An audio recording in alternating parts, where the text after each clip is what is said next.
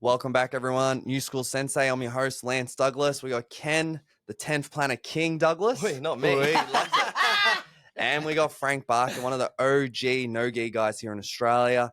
So a lot of stories. I thought he's rash guard. He's got the rash. He's ready, guys. I'm ready to train. I'm going straight on the mat after this, so we're excited. We're excited. He had the hoodie on. Now it's busy. You know he's serious. Rash guard's ready. He's good I'm to cutting go. weight in here. It's hot. the lights, mate, is very hot. So first things first, we're going to talk about, we had a couple of special requests. Talk about what was it like teaching, coaching No-Gi Jiu-Jitsu back in the day? Well, it's interesting. When I come back from my first trip to LA in 2006, meeting Eddie, I realized real quickly that I was in there one day and I looked around and I was like, yo, Eddie, I go, have you got many Aussies coming through here? You know, he goes, oh, yeah, this and that. And he rattled off a whole bunch of names that I knew in the local scene. And at the time, I was only a blue belt in the gi. Yeah. So watch out. I got one trick, bro. I got one choke with the collar. Who'd you learn under with the gi? Well, I learned from a guy that was under John Will. Mm-hmm. And he was a little affiliate, if you want to use that word, because that's a word that gets thrown around quite a bit these days. But it was an affiliate under John Will, and John Will would come in every 3 weeks to do a little class. So I always look forward to that. And so I learned off that guy. And you know, we only had no-gi like maybe 1-2 classes a week. You know, every school back in the day did. This is 2005. And yeah, that's why I was doing my training. So I went over to LA in 2006 because I had some roadblocks here, and no-gi was like, you know, 2 people would show up. There'd be me and like a 7-foot islander, you know. So I was like, oh man, I gotta maybe investigate this a little more. And I'd heard about what was going on. You know, obviously Eddie and Marcelo Garcia were the 2 top guys that broke through in 2003, and that was still hot on everyone's lips. After that ADCC in Sao Paulo, Brazil, where, you know, Eddie did what he did and Marcelo did what he did. And if you don't know what happened back then, you might want to just go and investigate 2003 ADCC Sao Paulo. And that's where Eddie and Marcelo had their breakout performances. And the rest is history. But anyway, I said to Eddie, I said, any Aussies? He goes, yeah, plenty. And he rattled them off. And I was like, man, how come no one has done anything with this? I'm like, I'm looking at this system of no-gi jiu-jitsu because everybody was complaining that it's just, you got to be fitter, you got to be fast, it's just slippery, you can't hold no one down, it's boring, nothing happens. And then I walk into this environment in LA and I'm like, yo, clinching, squeezing, leg entanglements, posture control, lockdown, electric chair, rubber guard, the truck, you know, I'm like all these advanced leg lock in configurations and entanglements that, you know, I'm known for too, you know, because I've taken all those signatures on board myself, and that's my entire game, if you didn't know. Hey. And successfully too, because, you know, you boys, you know, we bang together on the mats all the time for years. And you know, you look over, you see what's going on, or we roll together and, you know, oh shit, here it comes, you know, trying to stop this, trying to stop that. So, you know, it's such a powerful way of clinching. So I was like, how's this not happening in Australia? Like, what is the problem here? So I went back in 2006 and I was like, yo, I was so enthusiastic about it because I knew in my gut that, why isn't this, how can this be happening? No one's done this. What's the hold up here? And in that moment, I mean, 2006 was the apex, the peak of gi, jiu-jitsu mundials, the whole thing. And, but there was this ADCC competition just on the fringe that had been going on for a while that everyone was super invested in, and only the greatest were participating in, but yet the no-gi movement in the world was like dormant, you know, just running below the surface, and something no one wanted to talk about, you know, too much. But I was a big mouth, you know, I'm a big mouth. So it was right up my alley. So I embraced it. And to answer your question, because I've got to give you a little bit of background because how my mind was, I actually didn't care what anybody thought about what was going on. I didn't care. All I cared about was implementing these lessons that I learned in 2006 off my first trip with Eddie and the team, and that everything that Eddie was having to deal with, I was going to have to deal with. And he said that to me. He goes, listen, if you're going to take this like with 2 hands down under, you have to be prepared that everything that's happened to me is going to happen to you. And I don't mean in his accolades and his rewards and all that competition stuff. I'm talking about just running day-to-day business as a no-gi school, because that was the only no-gi school in the world. And then I was the first outside of North America to go, oh, we've got a no-gi school too. So I landed, and then I said, well, I'm going to give myself a bit of time to get it together. So that's why we had our breakout year in 2008. if that makes sense, which was literally 2 years and 2 months from the time that I started learning from Eddie. So then we could launch with a competition team. Yep. We'll go out and we'll pick the hardest competition, which was Pan Packs. And that's where I met that's where I met Ninos. Oh, yeah. Nice. And that's that famous story where Ninos was going through a really bad time in his life, and he was just sitting on the ground at the tournament. It was chockers, and I walked past, and I'd never met him before. And that's Ninos, so I just put my hand on his shoulder and said, "Hey, Ninos, my name's Frank Barca." And he looked up. I said, "Look, I know you're going through some shit right now, but I just wanted you to know that I've been wanting to meet you for so long, and I've heard so much about you.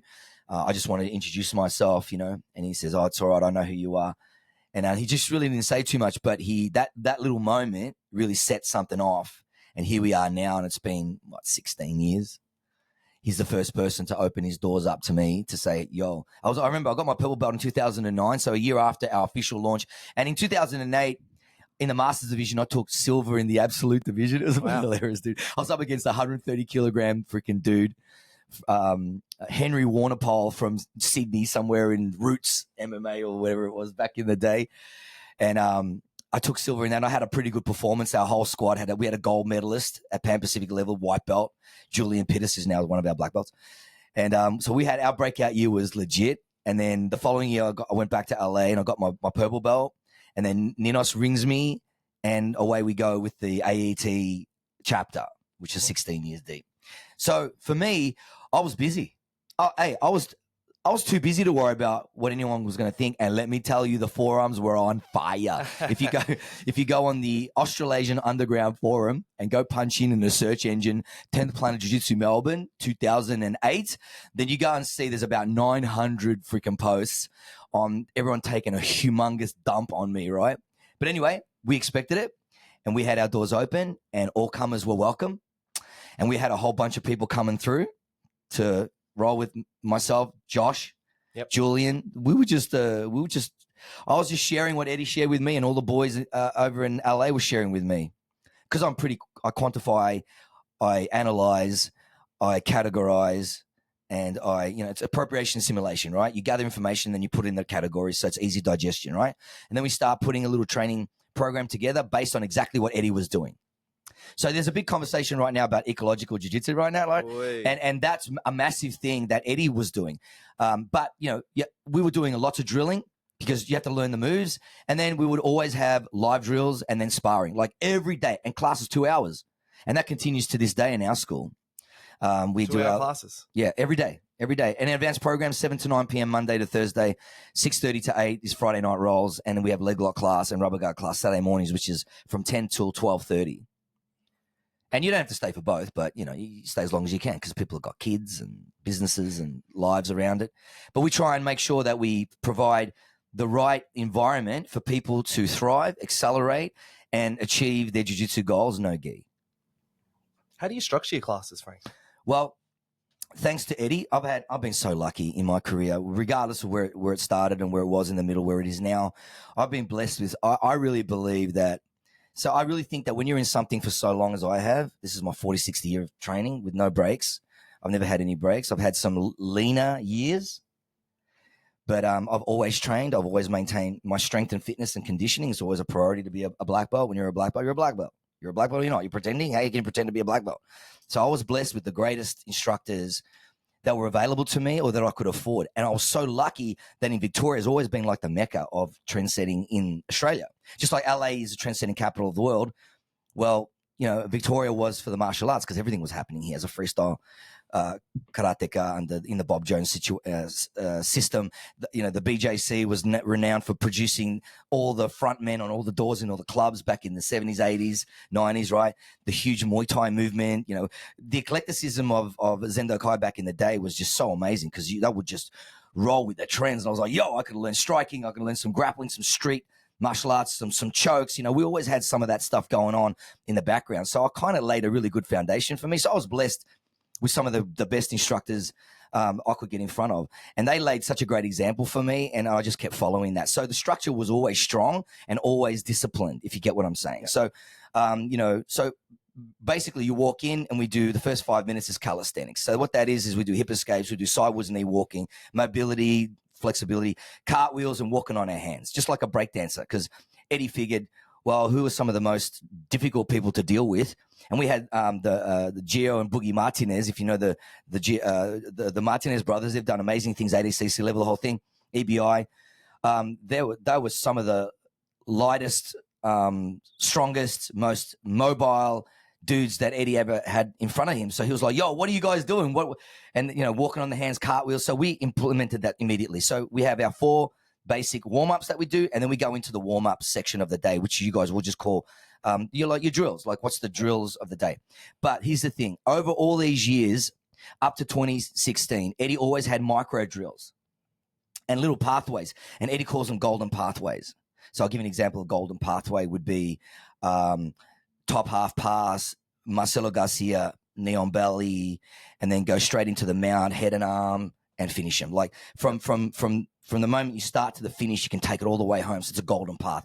Or for instance, you can go lockdown, double underhooks. So it's like a body lock passing from the bottom. Yep. For those people that are listening to this, lockdown, double underhooks, lockdown, and then we're going to whip around. We're going to get that electric chair, leg on our shoulder. We're going to either tap them, test the flexibility. If they survive, sweep and pass, and we're going to go straight into a DAS choke, for instance. Golden path, like from the bottom to the top, the sweep to the pass. The best sweeps in the world are the ones that have an automatic pass attached to it. Yep. Am I going too fast? No, that's good. It's good. We're talking about structure, right? So it. all these warm-ups we have 32 flows, top and bottom. So it's more like 64 because you've got to learn both roles, and they're also all attack and defense, and they're the best, most reliable pathways that Eddie and us black belts around the world could put together based on data. So let's just clarify what that is. Data is anything that happens on any given day of the week, weekend, competition, MMA, professional jiu-jitsu. And in the States, it's just absolutely flooded with competitive jiu-jitsu, EBI, with all sorts of different rules. So we know what works in all different rule sets, right? And we've put these together and they always evolve. So we're always massaging entries, escapes, leg lock configurations, wrestle ups. You know what I mean? Yeah. Bailouts, all that stuff, always evolving within these warm-ups. And there's 8 categories and their themes. Granbies, fast finishes, we'll call them Hail Marys, top pressure passes, pressure pass, smash pass, got to have that. Yep. Inverters, leg lockers, they'll make your day miserable. So you got to know, you got to have a game against that. So we have a category for that. Standing passes, you got to know how to do that. Some of the best in the game. Marcelo Garcia, M1 passes, ankle toss, all those things, standing under passes, back takes, rolling back takes, right, from inversions, standing passes. We have quarter guard, half guard, lockdown, dogfight. So wrestling components, wrestling up off your back from half guard. That's if butterflies. Jean-Jacques Machado is the granddaddy. Eddie Bravo's teacher. He's my granddaddy. So we're going to have butterfly game, strong butterfly game from Jean-Jacques. And also who else? That's right. Marcelo Garcia, one of the best 2-on-1 fighters in the game. Mm-hmm. So we have 2 components of butterflies. So they're in there. And then G, so it's top half passes. Is that important? You got to know how to pass from top half? 100%. 100%. So we've got top half passes. And the last one, the granddaddy of them all, which I know you guys love and hold dear to you, especially in the NOS, is open guards.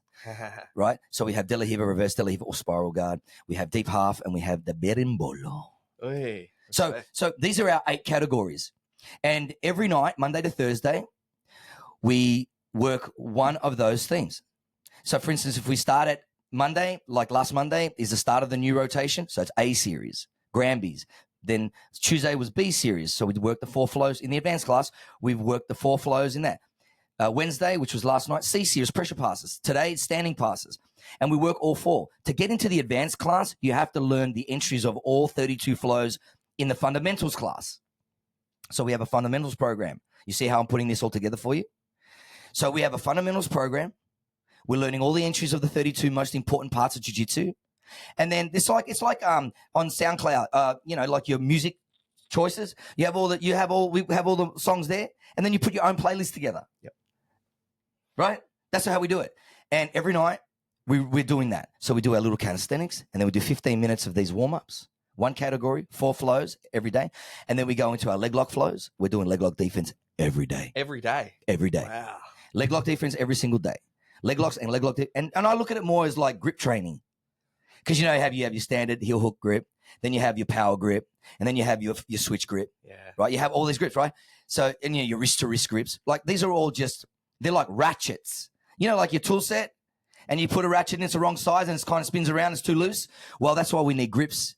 So our leg lock flows, we have two. I can't talk too much about them right now because we'll be here all day, but we have two flows, and they are the most important grip changes and grip adjustments that we feel are necessary in the modern game. So we're practicing one of those flows every day. And then we do our live sparring scenarios based on the theme of the day. So if we have our Granby's Day, which was A series, we make sure that our corresponding live drills corresponds with the positions that we were going through in the flows, because we've got to pressure test them. 100%. Just like Ninos, he comes in and says, okay, we're doing a pass from like a Toreando pass.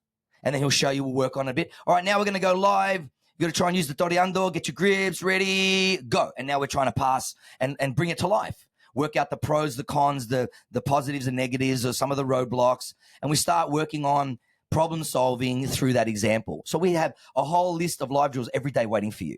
So when you come into my school at night, you don't have to worry about shit. All you got to do is get there, be on time, get ready to go, make sure you're hydrated, make sure you watched the resource warm-ups on our chat group. So we've got a special chat that has all the warm-ups of the day listed. So when you walk in, breakfast, you're watching the warm-ups of the day. This is what we're covering today. So when you walk into my school, you know what we're doing, and there's a whole pile of work waiting for you. I like it. And I'm there like a principal going, all right, let's go. Let's warm up at 6 o'clock, or advanced class, 7 o'clock. Let's go. And we're starting to warm up. And until 9 o'clock, we are busy taking care of business. Calisthenics, warm-ups, leg lock flows, live drills, and sparring every single night. How many rounds of sparring did you guys do? We do 8-minute rounds at our school. So there's not as many rounds as probably you guys get in your schools. But we do 8-minute rounds. That's how Eddie raised me. We spend an absorbent amount of time each roll working shit out, trying shit, giving us a chance to stay on task, work on some positional things, not just, we try and raise all of our soldiers to be very intelligent and cerebral when we're training. So we maximize our time. So if you're there 2 days a week, you're really immersing yourself in these ideas. So eventually over time, no matter if it takes you a little longer, we're consistently marinating and cultivating these ideas and these golden paths and these reliable pathways, so we can, work on our positions, work on our leg lock defense, work on our leg lock finishes, polishing the finish, escapes and counters, the whole thing. And within these warm-ups, we have all of those things going on. We have 4 or 5 ways to mount, four mount escapes, side control escapes, attacks from side control, chokes, top half chokes, bottom half, quarter guard, the whole thing. We have everything in there, rubber guard attacks, truck transitions, leg lock defense, all the way through the warm-ups, all the way through our live drills, and we take them all the way into our sparring. That's how we structure our class. Very comprehensive. I like it. Very systematic. Yeah, Lance? What's your thoughts, Lance? What are your thoughts on the ecological approach then? Well, I've kind of answered that because we always, every single night, have an ecological component. I'll use that word because everybody's like tripping on this word right now. Eco. Every night we do live drills and sparring every night. So we set up all those scenarios that everybody should be setting up. Every possible shit position in jiu-jitsu, we become comfortable in all of them. Although most of the time you see me getting absolutely smashed when I'm here on a Thursday. But trust me, I'm getting smashed, but I'm not panicking. I'm calm. I know what I need. I know what he needs. I'm trying to get myself out of this bad spot and set myself up for a all-out attack any chance I get. So we're putting ourselves in these positions all the time. Inverted crab positions. We're putting ourselves in leg locks, deep, locked in, heel hooks, straight ankle locks. It's all safe and controlled. And it's only in the advanced class that we're doing these kind of things because everyone knows where we are, or else you wouldn't be in the advanced class. We have white belts in the advanced class, but they've been training for a year, maybe 13, 14 months already. And they come in on a Friday night to do live rolls with the gang. And they're there in the day classes a couple of times a month. So they're training in a mixed class environment, which is a completely different structure, by the way. And we can talk about that if you want. So to answer your question, we're capital E eco, eco-friendly, because it's not all we do. And it's funny because these people that are having these ecological jiu-jitsu conversations, they're like purple belts and brown belts and black belts. So they've been through all the drilling and they are completely aware of all the techniques, arm bars, chokes, strangles, leg locks, transitions, escapes, etc. They know passing. They know all that already. So, of course, they only want to roll. Of course, they just want to do that because they don't want to drill anymore. But if you get an absolute white belt and just throw them in a sparring scenario, okay, well, you're going to go through a lot of white belts. Oh, yeah.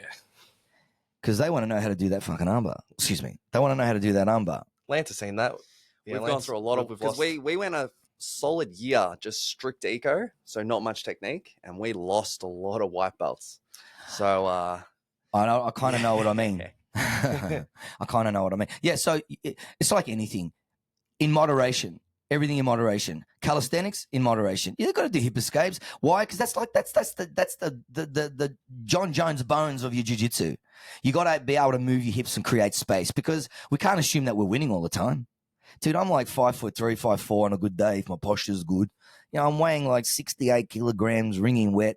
I'm old as freaking the mountaintops. So, you know, I mean, I have to make sure that I've got all those basics and those things going all the time. Hip escapes is massive. And not just when you're defending, also when you need to create a little space, because some people are stuffing your hips in rubber guard, or their side control is death, and you got to be able to get on that inside bicep and create a bit of space to get your underhook working. Like, hip escaping is massive.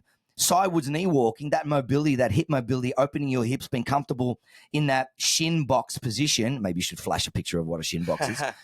But that's so that if you get swept, you don't put your hands on the mat, so that you can fall and be balanced in it on your legs and not have to sacrifice grips. Because, you know, if I make you base and you have to put your hand out, please put your hand on the mat. So what's sideways knee walking? Is just what, literally walking on your knees? I can't show you right now. You can use your fingers. Well, imagine I'm sitting cross-legged. Yeah. And I bring one leg behind myself. So I got one leg in front, one leg behind. Yep. That's a shin box. Okay, yeah. Now, okay, if I just come up off the ground, so now I'm on my knees in this position. Yeah. And then I can just walk around sideways in the shin box. Yep. I don't know, maybe we might have to put a little something together there. Lance will set something up, yeah. But that's purely for balance and being unsweepable without sacrificing your grips. That's what that's for. And then we have we have cartwheels, because being able to do a cartwheel is, not everybody can do a cartwheel. 100%. And there's ways to do a cartwheel. And there's the gymnastics way, which you shoot your arms up in the air and then you do a cartwheel. Or that's the way that Eddie taught me to do it, which was from a wrestling stance. And just to dive out into the cartwheel, we used to have cartwheel passes. We used to use cartwheel passes all the time. Do you remember they were rage back in 2011 or some shit? They were rage. So, you know, cartwheel passing. So there's the cartwheel. And then there's walking on your hands. I remember as a teenager at my auntie's place, I would walk in her door and she'd have this massive entrance, and I would just go, and I would just walk on my hands, because it was so hard to do. I mean, you know how strong I was? I mean, to this day, we walk on our hands all the time. I mean, I'm not walking on my hands these days because, you know, I've got to protect my little shoulder pads over here. But sometimes I have a bit of a sore shoulder, so I can't do too much. But I've been able to walk on my hands most of my life. You know what I mean? Like, very important little trait. So I don't know how we got into that conversation. That's super impressive. Lance, you can probably talk more about that. We've started a brand new class, yeah. Yeah, so a lot of our kids program is predominantly karate, and a lot of our kids, we've been finding the last year, haven't been able to do rolls, cartwheels, basic hopping. Isn't it funny that we're having this conversation? So yeah, we started I was talking actually Big G. So he's been running gymnastics. Mm-hmm. And so we decided to run a karate gymnastics, because Ken and I, you're not going to see us in a tutu, you know, doing all that type of stuff on the bars. Never know, maybe. Oh, you never know. You never know. So we've been doing a karate gymnastics. So essentially each class, they work on either rolling, cartwheeling, hopping, animal movements. We got some parkour. So, and they're loving it. Well, can I ask you, why would you even bother doing a class like that? They need it. 100%. Well, what about adults? You know, adults spend more time sitting on their butts in chairs or tight hip flexors, and they come into my school and they can't even sit cross-legged, dude. Yeah, that's bad. Yeah, I've seen that. Right? Yeah. And then within 3 months, they're sitting cross-legged all the time. They're back playing with their kids on the floor. Look at kids. They can be laying on their bellies, looking at their iPads or their toys or whatever, and they can stand up without letting go of their toy. Well, adults can't do that. They've got to, man, there's this whole movement to get up, dude. No, if you're not doing it, you're not doing it. If you're not doing it, you can't do it. Like, you know what I mean? If you want to have that ability, you have to go there. Mate, I'm putting work into my strength and conditioning, my flexibility, mobility every day. Not a long time, but I'm doing it all the time. Consistency. It's not about what you do in a day. It's what you do every day. Oh. So to hear you saying that you've implemented this, I mean, I ran kids karate classes. I ran kids MMA jiu-jitsu classes. I ran teens programs. Dude, I had them doing all sorts of shit, bro. I had them doing everything. And the parents just couldn't believe what I could get their kids to do. I can't get him to clean his room. You can get him to go upside down like a bat. Yeah, well, you got to be cool, mom, Anyway, so I implore you, and I'm really happy to hear that, because regardless of your age, everyone needs to do it. And I think if more people had more of an active approach to their lives and worked on their mobility and their flexibility, range of motion, right? Strength and conditioning. Do you know muscle is the savior of anti-aging? The best anti-aging device there is called muscle. The older you get, the less you start to move, the less you're pushing. You ain't going to go and do that. I'm too old for that. I'm too old. You listen to these people talking shit. I don't even entertain it. I don't care how old I look or whatever it is or how long I've been around. I'm going to ready to jump up and try and choke you as hard as I can. And I'm preparing every day to do that at a moment's notice. No warm up, no nothing. I'm ready to go. So I hold myself to that standard, and you don't have to hold yourself to that standard, but I'm a black belt. I'm a multiple black belt. What do you think's going to happen? So, but to hear that you're putting these blue belts coming after you too. They're killers. Listen, man, you know what? I don't care about what the level is. I'm in the situation. I've got to problem solve. I'm problem solving on the daily, because that's what I love. That's how I love to live, in that problem solving frame of mind. It's calm. It's composed. It's all about solutions. It's not about, oh, he looks big. I don't even entertain any of this prison and hammer word mentality at all. I'm there to solve a problem. Sometimes you solve them. Sometimes you hit roadblocks. Sometimes you don't solve them at all. Sometimes you get solved. And I'm like, yo, I've got to look at that. I've got to watch my defense. I've got to watch my P's and Q's.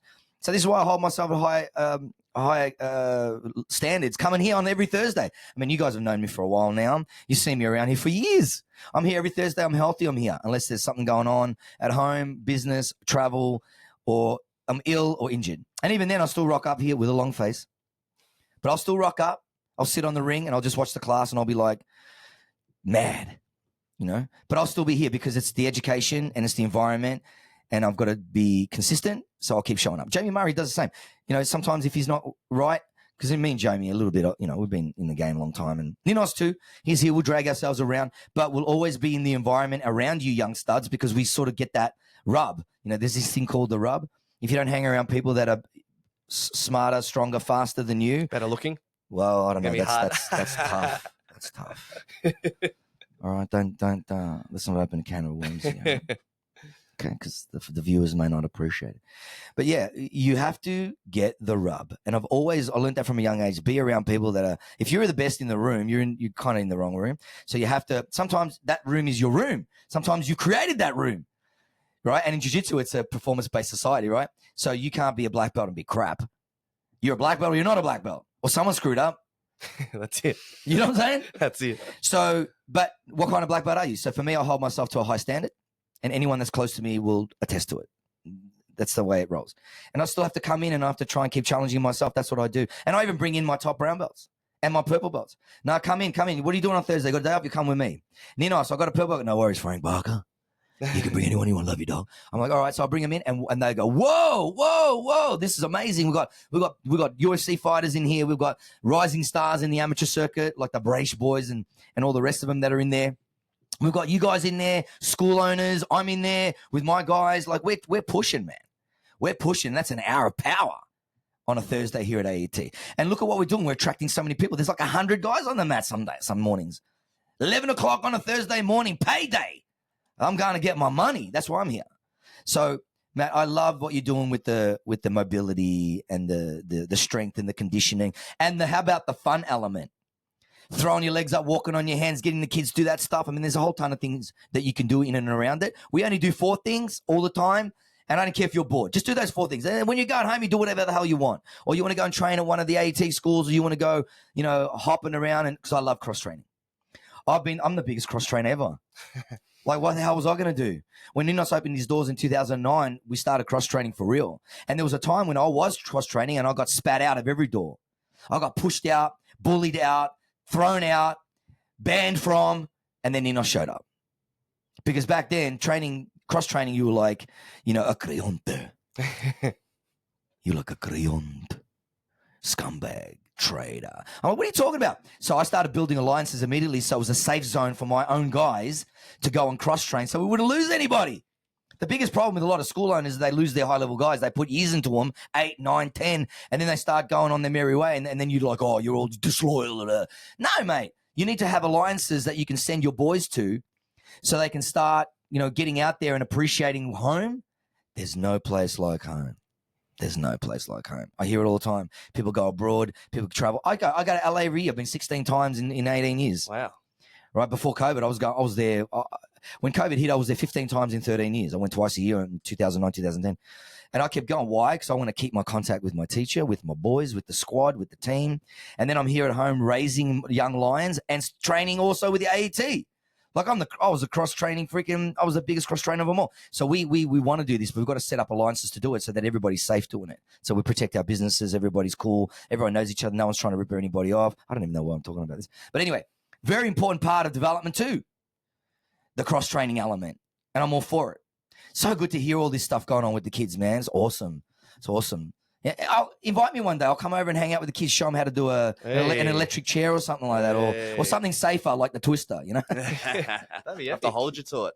I love that.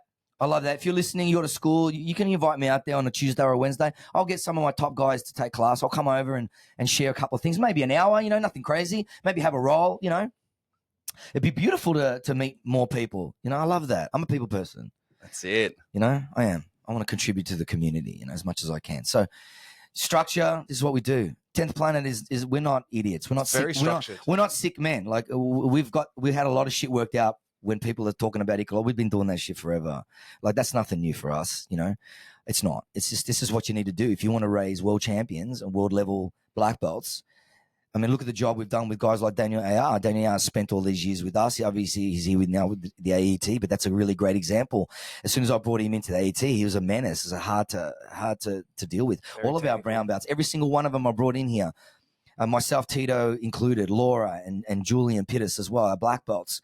The list goes on. We all have our own game, all have our own danger that comes with it, and that we provide all that too. A lot of people thought that we were, back to your original question, that we were stupid, we were dumb, we were like, oh, look at these dickheads. No, mate, you underestimate us. That's rule number one in martial arts. I don't know what you teach your kids, but rule number one, never underestimate anybody. Not your mum, not your dad, not the dog, not your mate, not your little sister's girlfriend, nothing, right? Never underestimate anybody. That's rule number one. And I see so many people break that rule as grown adults. It's like, how does that even happen, Rule number one, don't underestimate anybody. And they underestimated us for a long time. And to this point, they still do. But if you look at the movement in No-Gi in the world, what Eddie Bravo has done, EBI, Combat Jiu-Jitsu Worlds, No-Gi Worlds, Eddie's all responsible for all of that. They had a Jiu-Jitsu mecca over in Cancun last year. They had 4 days, 4 events, 4 seminars, every single day. Wow. Like, what are you talking about? Like, I think some people don't look outside their own suburbs sometimes, and they like to talk about stuff, and they haven't even traveled to Tasmania to do anything with their craft, to put it on the line in a competition. We had all that, bro. But one thing we always did, we always showed up to compete. We always showed up. I always showed up at Ninos's Tuesday, Thursdays lunchtime class. Dave Unin, all of them, Vinny, all of them trying to kill me. Ninos smashing me. Nam, remember Nam? Nam was one of my favorites, to be honest. Dude, I would rock up and it was on, son. It was on. I even saw Lachlan Giles rock in on some day classes when he was a purple belt with Ninos. Yeah, dude. Hey, listen, you're right. We're OGs, man. I mean, it was tough early. Just to wrap it up, it was tough early. I knew exactly what I was doing, and I knew who was supporting me. And when you got someone like Eddie Bravo supporting you, I had nothing to lose. You got him on speed dial? Absolutely. No. I've had a very close relationship with Eddie, with my teacher, from the first day. And we're only 6 months apart in age, and we're into kind of like the same music in the same era in different parts of the world. And I'm a drummer. I've been a drummer my whole life. He's a musician. His main thing is music. Yeah. Incredibly talented, incredible vocalist, as well as he plays piano, plays guitar, plays drums. Like, amazing. Still train? Yeah, absolutely. He still trains. Didn't he get his back all yeah, he's up?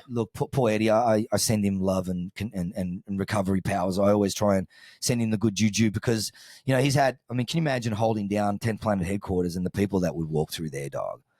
I remember 1 year, 2007, I saw him. There was Jeff Glover. There was Jake Shields, Gil Melendez. All of them were in town because there was this thing called the IFL. Oh, yeah. It was like the International Fight League or some shit like that they were having in America. And Boss Rutan was a coach, and there was all sorts of different MMA fighters and black belts around America. Matt Serra, I can't remember now, but anyway, and people were in town dropping in, and Eddie was rolling with every single one of them every single night. And I'm telling him, and I would watch him put them all in electric chairs, put them all in the truck, put them all in a rubber guard, put them all in twisters, and he would just go to town. Eddie's not a massive dude. He's not a massive guy. He's probably as tall as you, and he's probably weighs as much as you too. But Eddie's jiu-jitsu would always tell the story, man. So you know, there was always testing nonstop, communication nonstop. Anytime I was on the phone, he'd pick up the phone and we'd spend time talking because we have a language, you know. It's funny, you know. We had our own language when everyone was like just crapping all over us for names and this and that. Now there's freaking how many names, and it's even more ridiculous than ever. Like, what do you... Right? But no one says anything. Now they're speaking Japanese, Brazilian, Portuguese, Brazilian martial arts. They're talking Japanese, and now they were taking dumps on us for calling it electric chair, rubber guard, the twister, You guys baby did arm. talk a lot of slack for... Oh, names, dude, yeah. but you know what? Just like our rash guards were the trendsetters of the jiu-jitsu world, no-gi. There were no rash guards. We were the first to have a team rash guard. Coral, whatever you want to call it, they started bringing in, you know, colored rash guards for competition, all that stuff, and they had a monopoly on it. We show up in our rash guards, though, the dopest rash guards that anyone had ever seen in their lives, and they would make us take them off and buy a Coral one because, oh, it's too crazy. I never forget, when I was competing, I competed for 15 years, and when I was competing, I would wear 4 rash guards when I'd weigh in. Wow. Yeah, because I knew I'd wear an exoskeleton, Frank Barca, and they'd see me walking up, and they'd be rolling their eyes, getting on the scale, and they go, you can't wear that. I go, oh, why not? It goes, what's the rules for rash guard? Has to be no more than 2 colors. We had 2 colors. Couldn't satisfy him. Could not satisfy him at all. So I ripped it off, and there was another one that wasn't so crazy, like my biotech one, right? They go, oh, Frank Barca again. You can't wear this. Why? The rules state that can only be 2 colors, has to be the color of your rank, has to be 10%, and there it was. Right, we had the brown. I had my brown belt rash guard was the same. I would tick all the boxes. No, you can't wear that. I'll rip it off. Then I had one less crazy rash guard, rip it off, and then I'd be there. I know what they would do, and I would wear the legal rash guard, which was a Coral fucking whatever it was, and they'd go, all right, you can wear that one. The same as everyone else I was wearing, but our designs were so crazy that even the Brazilian Jiu-Jitsu fraternity, they couldn't handle it. They just couldn't handle it. They didn't want to see us out there looking all the rage. They didn't want us setting trends. They didn't want us speaking a language. They didn't want us specializing in just no-gi. So your original question was tough. But you know what? I was up for the task. We were up for the task. And we are still up for the task. And here we are, 18 years later. I like it, Frank. 19th year. September will be 19 years. I love it. I love it. So you have to excuse my enthusiasm, folks, because it's a little waney because it's been a little bit long. I love the passion. This, but Frank, we're just mindful of time. We would love to finish it. We've got a good question for you. Let's just say Dana White comes knocking on your door. He's flown the jet. He's knocked on your door like, we have a card. He's off course, mate. He's been blown off course. So he's essentially saying we have 3 spots in the next UFC Sydney card, and I need you to fill them for me. Mm-hmm. Who are the 3 local guys, can be from any state, that are ready to jump into the UFC, in your opinion? Because you've called so many cards. This is a tough one. You got 3, and they have to be good. They got to win too. Put George Mangos in there straight away. I've heard George that Mangos, name. 7-0, undefeated. I've watched him right through the amateur days, right through to make his pro debut. I've called 4 of his fights on Hex, all finishes inside the first round. No one's been able to solve the riddle of George Mangos, so that would be the first guy. What weight is he? He's a featherweight, 145. Dana, let's go. So there's no doubt about that. Well, Colby Thickness, so there's another guy from Freestyle MMA over Joey Lopez's school over on the East Coast. He just actually fought at Sydney 312, and he just filled in for, who was that last minute pull out, and he jumped in. Oh, shit. I can't remember. I think I remember this guy. He had a lot of movement on him. Yeah, and he was up against Elliot Tapora's brother, Alexander Taporia, and he went the distance with them.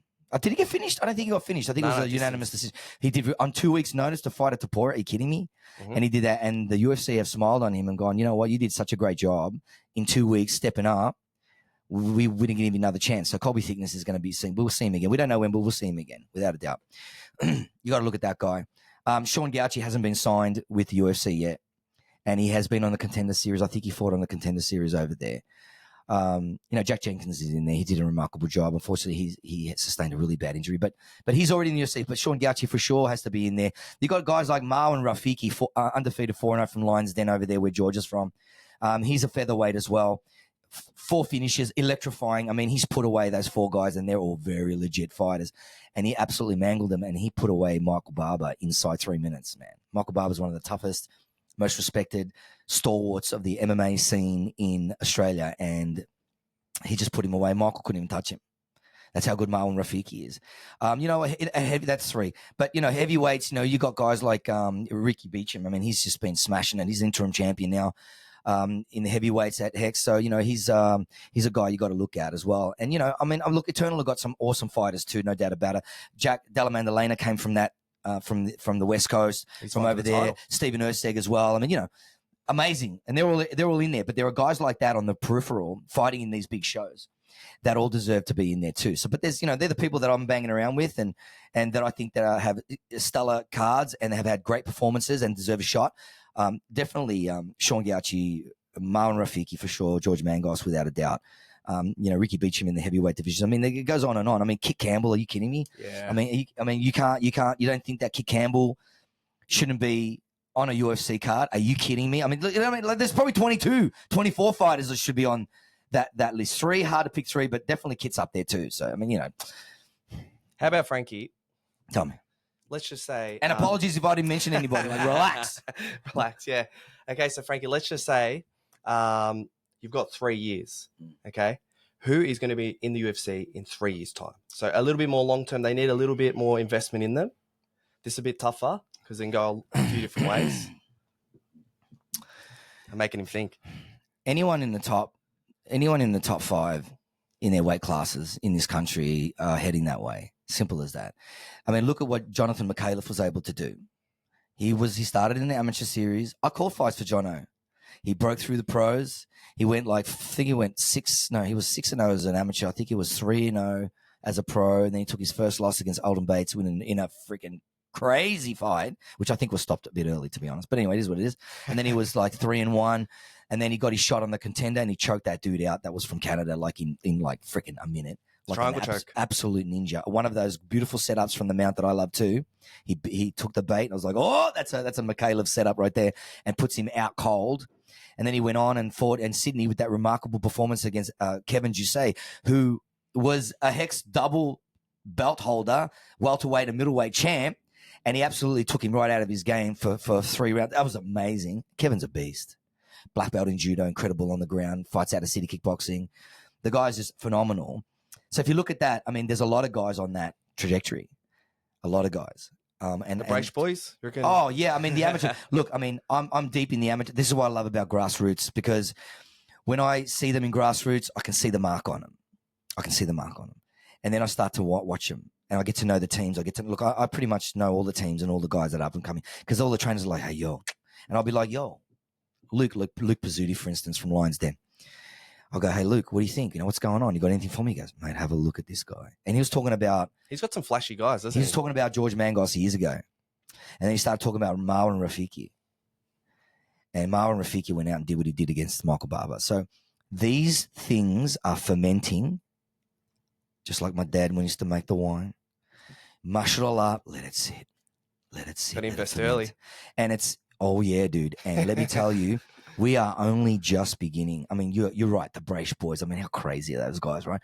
It goes on and on and on. And there's a whole legion of these guys and a legion of teams that are producing, trying to find that formula to produce the Jonathan McAuliffe recipe, the George Mangos recipe. Look what Joey Lopez over on the East Coast, what he's doing over there. You got Jarrett Wilbraham over there. You got freaking Justin Van Heeden over there. It's just bananas. You got Sammy K. Kakembo at Absolute. Are you kidding me? I could go on and on. You better stop me. That's why I said 3. All right. Apologies if I didn't rattle off anyone that definitely have I forgotten, because, we just come off a double show, Hex, Road to Hex. Oh, my head's spinning. So anyway. And then finally, Frank, let's talk about the card that just happened, Road to Hex. It's been talked about as one of the most brutal cards. The Ambo was there multiple times. Do you want to just sort of, just quickly, if you want to run us through that? What happens is when you get young, enthusiastic, prepared, semi-professional, all about it, all in, super invested, 3 times a day, every day, recovery, rehabilitation, rejuvenation, nutrition, hydration, BPC 157. You know, just these days, children are born in MMA culture now. Look at the Fishers. Jet Fishers for sure is going to end up in there. And his brother, KG Fresh, big shout out. You know what I mean? I could go on and on and on. We'll probably see him on the mat. Yeah, for sure. 5 minutes. For sure. Yeah, they drop in my gym on a Friday night to get some rounds in if they want them. You know, they all drop in now and then. Colby, you know, Colby Allen, that's a big shout out, Colby, man. That guy's just amazing. So what's happening? AET, Tommy Gunn in there. Look at all you incredible athletes that are supporting the up-and-coming rising stars. It's phenomenal. The mentorship programs that are running in all these gyms. Man, so when you get these kind of recipes and you get these environments, they just start churning out just world-class athletes at 17, 18, 15. You know, Colby Thickness has been training since he was a fetus. You know, that's why now he's a young gun coming up, ready to go. I mean, it's just George Mangos is 21. Wow. Undefeated. No one's been able to solve it. But he was up against Ethan Thomas, ADCC level grappling, right? Incredible 4-2 record, finishes the whole thing. Fittest 10 men, ready to go 5 rounds and get starched in 35 seconds. Jeez. We might need to start buying some stocks in this guy, Lance. We got the inside word. So, he's Ninos. What's up, Ninos? Hey, what's up, brother? So, what happened at Road to Hex? We had guys that are just going for it, man. And, you know, they're not professionals yet. So there's work that needs to be done. I've got to clean up some defense off the clinch, off the break. I saw a lot of that too, that some people on the back move. They're reaching out a little bit with their hands. I've got to be super careful, building the wall a little better. But anyway, that's for their coaches to sort out. But as an analyst, watching it all unfold, you know, my algorithms are spinning out of control in my head, and I'm just gathering information real quickly as it's going 160 miles an hour. So I'm seeing all these things. So once they tighten all that stuff up, these things will be less and less. But what happens is they get exposed, because a lot of these guys most of these guys are semi-professional. I don't even like using the word amateur. They're semi-professional. They're just practicing killing. They're practicing killing. And what we're seeing are these guys coming in. And, you know, these amateurs, they're kind of there. It's more like an attitude rather than a physical attribute. It's more like a mental shift between turning pro from amateur. I think some of them might not take it like really, really seriously, and they come up against a guy that's like just all about it. And they come in and they get head kicked. They come in and they get lit up and they get knocked out cold. Look at their jaw just pushed in. You know, rear naked chokes, they don't want to tap, and they don't realize where they are, and their jaw dislocates. I mean, these things happen. Things happen all the time. Car racing, equestrian, high tower diving. I'm just trying to put some other extreme sports in there. You know, mountain biking. I'm a mountain bike enthusiast. Spearfishing. Great white sharks. What the fuck? Anyway, so, you know, in all sports there is a level of danger, but I'm just saying at this semi-pro level, it's a bit of a mixture. And the ones that are all about it, you can tell they've got power, they've got precision striking, their timing is impeccable, and they just want to get it done so they can get closer to the big show, which is the professional leagues, which is like Eternal, Hex, all those big ones. Overseas, I know New Zealand have got big cards coming up too. And right across the world, over in Singapore and Asia as well, because I've been in the Asian market. I've called 6 fights internationally, 5 in Asia and 1 in New Zealand, so 6. So I know what's going on over there. But one thing's for sure, people get knocked out, choked out, leg locked, finished. It's all the same at the end of the day. And everyone's pushing hard for those finishes. So what happened at Road to Hex is just something that I hadn't seen before. You know, there's some undercurrent issues that are there that we're starting to come to the surface that we're realizing. So these things happen, and they don't just happen. They happen for a reason. And I think that those are just some of them that are happening right now, and some absolute blistering performances. Not mismatches, just blistering performances. And in the fight game, in the combat game, what's the aim of the game? It's literally to destroy your opponent. It's to take him out of commission. It's not about putting a ball in the net. It's not about swimming fast or running up a hill or jumping over a pole, like a pole vault or a high jump. It's about putting your opponent out of commission. And he is your mortal enemy, and he's there to do the same to you. So what happens sometimes, things can be a little bit on the harsh side. And the harsh reality of combat is that you can be knocked out, you can have a limb displaced or a body part, or the referee will stop you when you can't defend yourself, intelligently. So that's what their job is. And, you know, they do a really good job most of the time. Sometimes we know they don't do a really great job sometimes, and it's horrific. So this is the world we live in. And it's not for everybody, and that's why we're in it. And that's why Road to Hex was on the real violent side on Sunday. Might have to buy some tickets for the next one, yeah, Lance. Boom, Let me know. man. Let me know. I'll hook you up. Hey, thanks so much, Frank. Because now we've got training, so Let's go. let's wrap it up. So thanks so much for your time. Awesome podcast. Thank you, brother. Loving it. Do you have any socials, anything you want to quickly plug? Yeah, 10th Planet Melbourne on Instagram, 10th Planet Jiu-Jitsu Melbourne on Facebook, Frank Barca on Facebook. We have a great website that highlights all of these things that we talked about, all the way from training programs, class times, right through to commentary, MMA, podcasts. I have a podcast of my own with Manny Zanelli. He's a world-class musician from Closure in Moscow. He's a lead guitarist and also vocalist and producer as well. And he's one of my top brown belts. He's going to be here today. So we do a podcast called The 10 Podcast, and we're all over social. So check us out there. And it's a great little listen. It's an hour long.